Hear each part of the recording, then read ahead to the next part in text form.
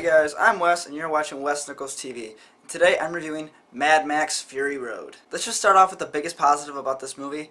The visuals are some of the most breathtaking action visuals I've ever seen in my life.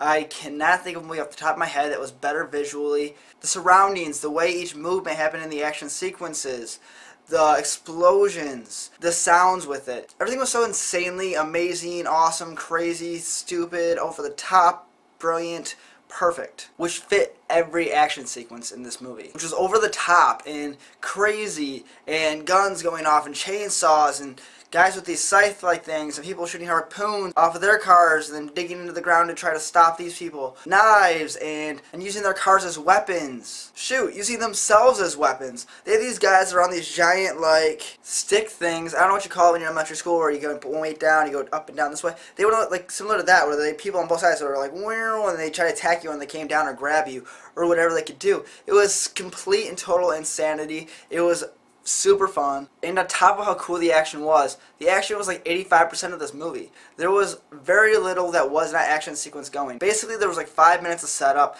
and then the action started, and just once it started going, there were just a few times where you would not see an action sequence going on. They'd basically be stopping action, talk for like 2 minutes, something would happen, they'd try to figure out what to do about it, and then another action sequence. And this is just the way this movie should have gone. It was so much fun.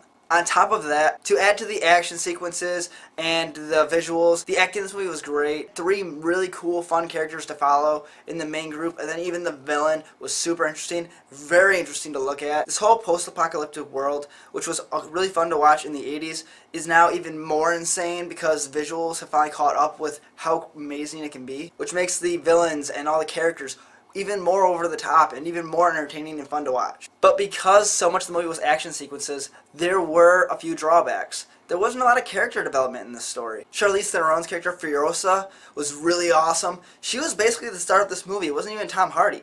She had more actual talking screen time on this movie than he did. And Nicholas Hoult as Nux was way over the top, way crazy, way fun. I feel like I'm saying over the top, crazy, fun, entertaining a lot in this review, and that just fits the keywords for this movie, because that is what it is. You want to visualize what testosterone looks like? Watch this movie. I felt like I was watching a mix between some WWE WrestleMania mixed with Monster Jam and the Super Bowl and the Stanley Cup playoffs, all meshed into one insane, awesome, crazy, wild ride. And kind of fitting with the lack of character development, the story was fairly bland. There wasn't much story to have.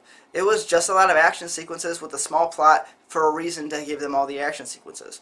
And normally that'd be a bigger bother for me, except for this movie did such a great job in the action sequences, and I enjoyed it so much watching it.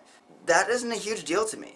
Overall, I give this movie an 8 out of 10. I highly recommend it. If you're a guy and you're looking for an action flick to go out to see, check out Mad Max Fury Road.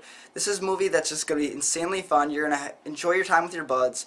And while it lacks twists and turns and all this mystery type of stuff that you get with other great thrillers or action movies, it knows what it is and it just gives it to you. But that's just my opinion, and I want to know yours. Put it in the comment section right down there. Let me know what you thought about Mad Max Fury Road. Did it live up to the original Mad Max movies? Should Mel Gibson have been playing the role? Were you happy with Tom Hardy? I want to know. These are my questions. Put them in the comment section. And while you're down there, click the like button and subscribe to Wes Nichols TV for more reviews and other stuff. I'm Wes, and you're watching Wes Nichols TV. Have a great night. Bye.